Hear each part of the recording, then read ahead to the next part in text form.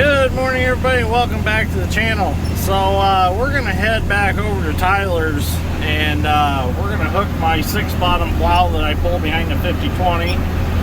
Since the 5020 is down, we're gonna hook it up to the 4955, and there is a couple spots on that farm I'd like to finish plowing that I didn't realize that we were gonna farm. A couple like small areas that are like tucked up in the woods.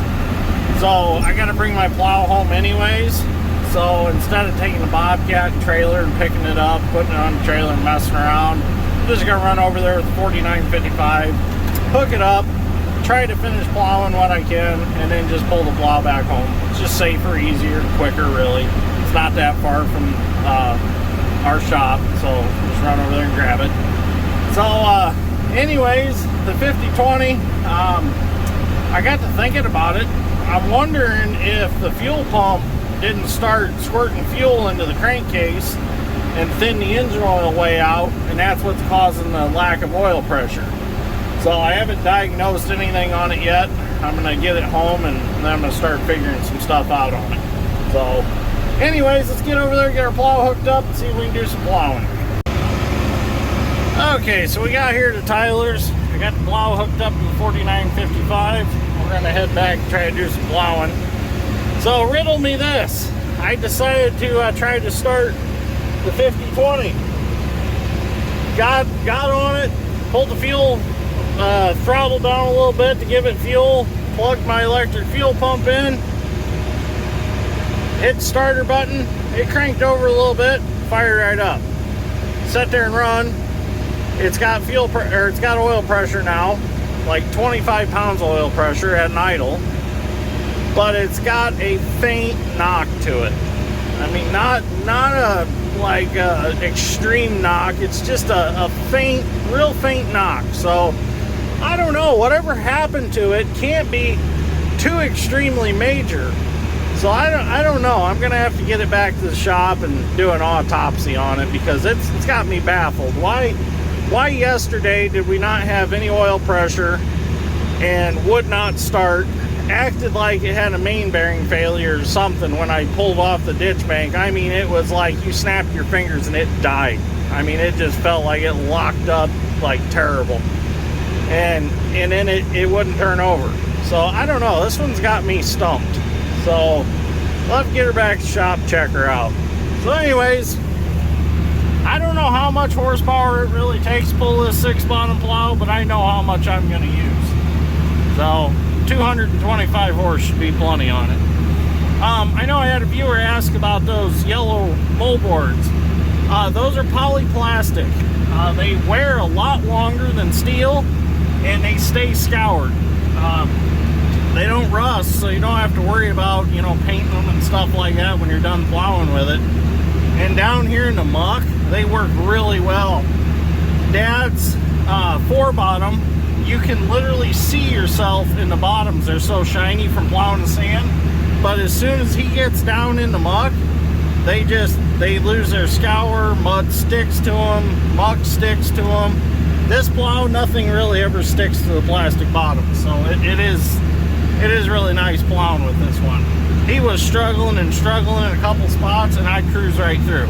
He'd have to stop and take a putty knife and clean his moldboards off. But these plastic bottoms are really good. I like them. I need to get some new cover boards or trash boards, because I broke quite a few off, but they were used to begin with. So I'm gonna order some steel ones for it and replace them, because them get broke fairly easy. Little tree stumps will wipe them out, or if you're trying to get a wad of sod off a bottom, you accidentally kick them and bust them off. Okay, so we're gonna head down here and see what we can plow. Well, I tried to plow it with no success. Plow kept plugging up, and finally I said, you know what, I'm done with this. So I went and unhooked the plow. I hooked the big blade disc up to the 4955, and we're going to give her a once over, and then maybe a twice over, and then maybe a third over, a fourth over, and a fifth over until we get her ground up. But the plow definitely was not working. So just, you can't get a start. You go to take off and it's already got shit wrapped around the bottoms, and the holders didn't get a chance to cut it. And out here in the muck, as soon as a little bit of stuff wraps around and stops the flow of dirt, that's it. She plugs up and you're pulling a box scraper behind you. So we're just gonna disc it, and then we'll just have to plant it. Well, the disc isn't doing too bad a job. It's grinding it up pretty good. Just gonna have to hit it a few times, like I said. I just seen a thing on Facebook last night, the U.S. Farm Report. They done a report on, I guess the U.S. government is allowing people out of their CRP contracts early to put their ground back in production, because I guess they're worried about Ukraine and Russia and all that, and now they want to put our acres back into production so that there's not a food shortage. Well, it's a little bit too late for that now. You know, they decide to do all this last minute while everybody's finishing up planting. And you see from my videos how much work it is to put 10-year ground back in production. You know, it's a lot of work. And this is mild compared to the stuff that we've put in production before. I mean, I've been on ground where I've had to take an excavator and I've had to sit for hours on end plucking 4-inch trees out just so we could even begin to disc it with this disc. I mean, I can't imagine how many acres this poor disc has been over.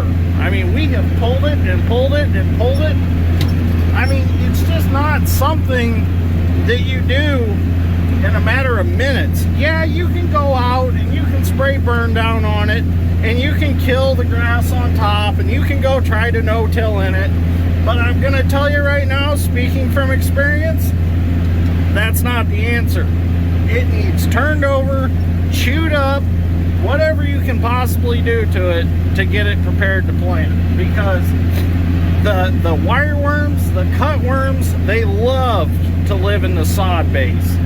And as soon as you plant a crop on it, trust me, they're out there to eat it. You can spray as much pesticide on it as you want, and you're still going to see crop loss because of the bugs that live in this. So it needs tore up and started over with.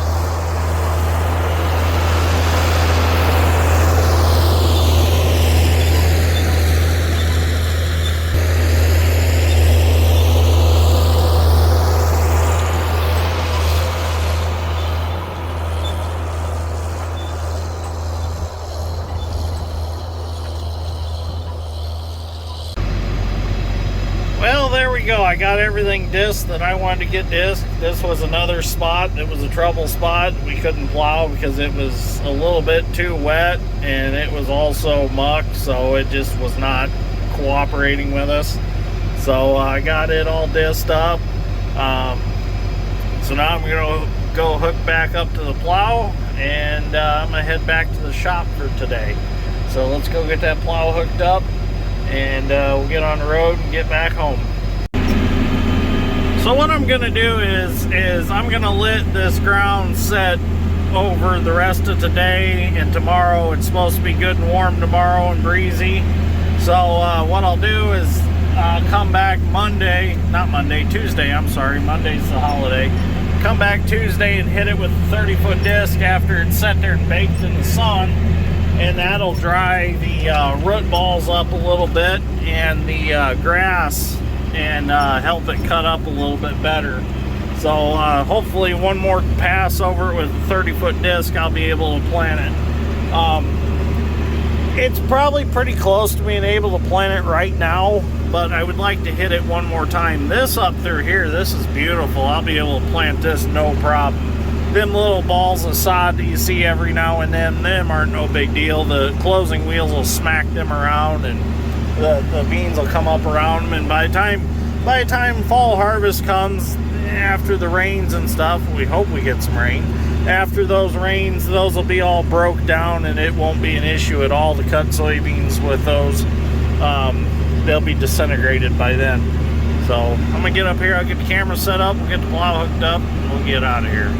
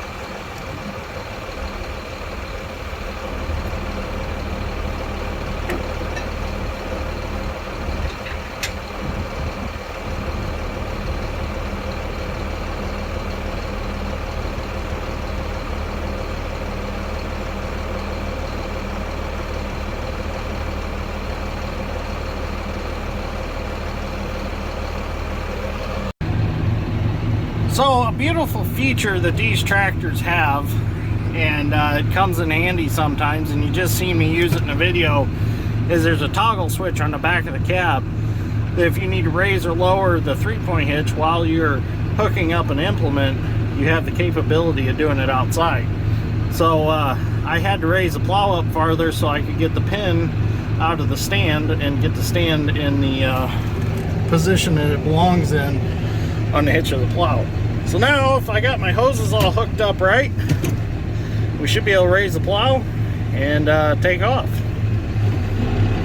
Front wheel, rear wheel, pick the 3-point up just a little bit, get her level. Now we are going to head back to the shop. So I think I'm gonna end this video right here. Thank you for watching, I greatly appreciate it. Have a safe Memorial Day, and don't forget what Memorial Day is about. It is about honoring our fallen heroes that sacrificed everything to keep us free, to keep us safe from the evils.